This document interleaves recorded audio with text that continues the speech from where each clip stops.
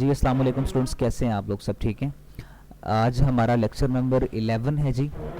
और हमने इससे पहले जो अपना पिछला लेक्चर था, हमारा लेक्चर नंबर 10, उसको रिवाइज कर लेते हैं पहले, और उसके बाद आज लेक्चर नंबर 11 के ऊपर हम डिस्कशन करेंगे। लेक्चर नंबर 10 को हमने एंड किया था इसी में कि how to prepare a C program. हमने उसके जो है वो 5-6 स्टेप्स देखे थे कि किस तरह से हम प्रोग्राम को क्रिएट करते हैं, फिर सेव करते हैं, फिर कंपाइल करते हैं, और फिर उसको लिंक करते हैं, और फिर उसको एग्जीक्यूट करते हैं। और हमने इस प्रोसेस को इस डायग्राम की मदद से भी डिस्कस किया था। आपको याद होगा शायद, पहले प्रोग्राम को क्रिएट किया था और उसको सेव करने की उसके बाद सोर्स फाइल बनी थी, फिर उसके बाद वो कंपाइल होता था। अगर उसमें कोई लिस्ट ऑफ एरर्स हैं तो हम उसको रिमूव करते थे और रिवाइज सोर्स फाइल जमा करवाते थे, और उसके बाद फिर वो आपका कंपाइलर ट्रांसलेट करने के लिए ट्राई करता था उसको। अगर तो हो गया ठीक, नहीं तो फिर एरर्स हैं। अगर हो गया तो आपकी जो है वो ऑब्जेक्ट फाइल बन जाती थी, यानी मशीन फाइल 0101 की। और उसके बाद जो है वो उसके साथ लिंकर लाइब्रेरीज को लिंक करता था, तो आपकी एग्जीक्यूटेबल फाइल बनती थी, और फिर वो मेमोरी में लोड होती थी और फिर वो एग्जीक्यूट होती थी। ठीक है, और ये हम लोगों ने पिछले 2-3 लेक्चर्स में यही जो है वो साइकिल जो है वो पढ़ रहे थे। थोड़ा सा लेंथी टॉपिक था इसलिए। अच्छा, उसके बाद जो है हमारा basic structure of the C program, यानी जो आपने अपना सी प्रोग्राम लिखना है, हमेशा आप देखेंगे कि हर प्रोग्राम का बेसिक स्ट्रक्चर कुछ ऐसा ही हुआ करेगा। The format of writing the C program is called structure, यानी किस फॉर्मेट में आप अपना सी प्रोग्राम लिखेंगे। आपका इंटरनल कोड चेंज हो सकता है, जाहिर सी बात है, वो आप अपने प्रोग्राम के लॉजिक के हिसाब से देखेंगे, लेकिन मेन अब ऊपर आप जो है वो इसी तरह से आपका प्रोग्राम का जो बेसिक स्ट्रक्चर है वो ऐसा ही होगा। The basic structure of the C program is very flexible, it increase the power of the language, it consist of the following parts. Pre processive directives, ये पहला हिस्सा होता है, दूसरा मेन फंक्शन, और तीसरा body of the programme.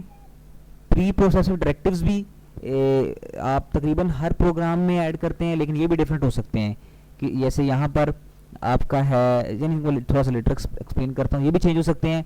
Main का function as it is रहेगा, वो ऐसे ही लिखेंगे आप। बाकी जो बॉडी है वो भी जाहिर सी बात है आपके प्रोग्राम के हिसाब से होगी। अब हम बारी बारी इन हिस्सों को जो आपके हैं इस मेन प्रोग्राम के स्ट्रक्चर के, वो हम देख लेते हैं। पहला है जी हमारा pre processive directives. In the above example, the first line is the preprocessive directive to include a header file stdio.h. The preprocessive directives are the commands that give the instructions to the C preprocessors. Preprocessor is a program that modifies the C source program before compilation. The compiler directive start with the hash symbol. अच्छा, ये जो पहला है आपकी प्रीप्रोसेसिव directives का, ये समझ लीजिए ये कंपाइलर की एक डायरेक्शंस होती हैं कि जिसके तहत उसको पता होता है कि मैंने ये वाली जो लाइब्रेरी है इसको इंक्लूड करना है। ये हमेशा हैश के सिंबल से शुरू होता है।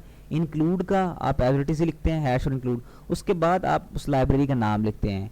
stdio.h है या और कितनी हैं, या जैसे जैसे इस्तेमाल करेंगे वो हम देख लेंगे कि कैसे कैसे इस्तेमाल होती हैं। ठीक है, तो जिस चीज़ की हम ज़रूरत होगी वहाँ पर ऐड करते जाएंगे।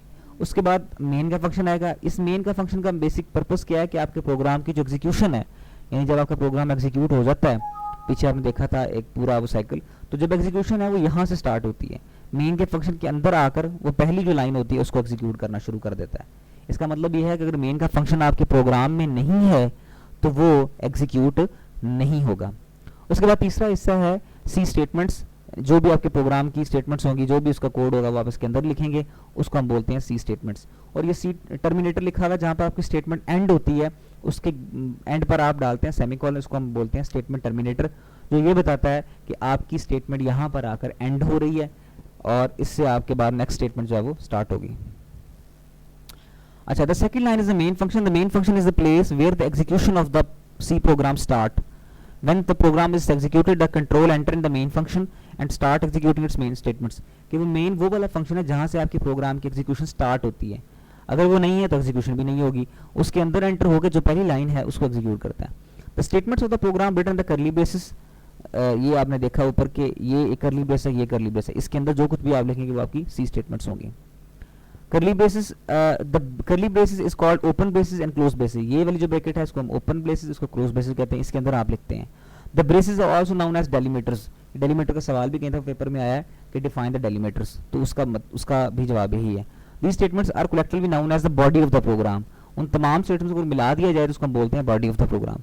Every statement in the C program is terminated with the semicolon, हर स्टेटमेंट के बाद एक सेमीकोलन मैंने बोला उसको बोलते हैं टर्मिनेटर, जो ये बताता है कि यहाँ पर आपकी स्टेटमेंट एंड हो रही है। The compiler generates an error if any statement is not terminated by the semicolon, अगर आप सेमीकोलन को छोड़ देते हैं, भूल जाते हैं, तो ये भी एक सिंटैक्स मिस्टेक है। आपका कंपाइलर फौरन आपको उस लाइन पे जहाँ पर आपका सेमीकोलन मिस है बताएगा कि आप वहाँ पर जाकर सेमीकोलन लगाएं।